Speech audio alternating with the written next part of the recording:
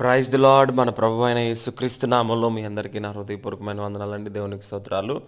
ఈరోజు ఉదయం మేము డోన్ ప్రాంతంలో ఉన్నాను.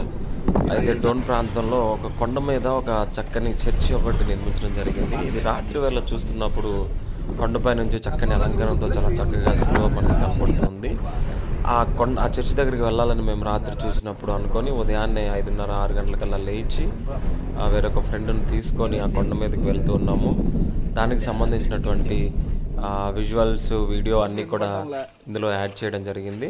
చూడండి, ఈ కొండపైకి వచ్చేసాము. కొండపై నుంచి అక్కడ ఒక సిలువ ఉంది. అందులో నుంచి కొండపై నుంచి మొత్తం డోన్ పట్టణం మొత్తం కూడా మనకి కనబడుతుంది. దూరంగా ఉన్నటువంటి చెరువులు, అలాగే ఇది చర్చ్ అనమాట. ఆ చర్చ్ పై నుంచి చూస్తే చాలా చక్కగా మనకి వీడియో మొత్తం కూడా, టౌన్ మొత్తం కూడా చక్కగా కనపడుతూ ఉంది. ఇక్కడ గొల్గొతా కొండ చర్చి డోన్. ఇప్పుడు మన చర్చి లోపలికి వెళ్ళి చూద్దాం చర్చి లోపల ఎలా ఉందో. చర్చి లోపల ఈ విధంగా చక్కని పిఓపి తోటి అలంకరించి ఒక చర్చి కట్టి ఇక్కడ ఆరాధనలు జరుపుతున్నాయి. ఇక్కడ ఒక అద్భుతమైన విషయం ఏంటంటే, ఒక బంగారపు కుర్చీ వేసి అందులో వాక్యాన్ని పెట్టారు. అది చాలా నాకు ఆశ్చర్యం కల్పించింది. ఇక మరలా సిటీకి సంబంధించినటువంటి వీడియో.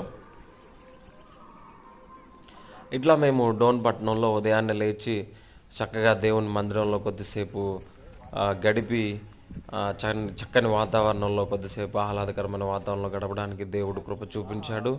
అలాగే డోన్ నగరంలో కొంత సమయాన్ని కలిగి ఉండడానికి కూడా దేవుడు సహాయం చేశాడు.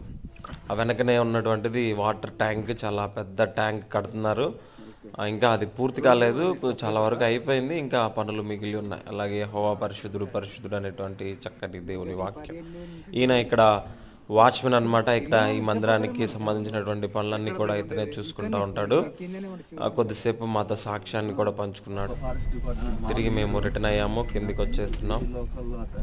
ఈ విధంగా మేము డోన్లో వెళ్ళడం, అక్కడ ఉన్నటువంటి చర్చిని చూసి రావడానికి దేవుడు కృప చూపినందుకు దేవునికి స్తోత్రాలు. మీ అందరికీ వందనాలు. ఆమెన్.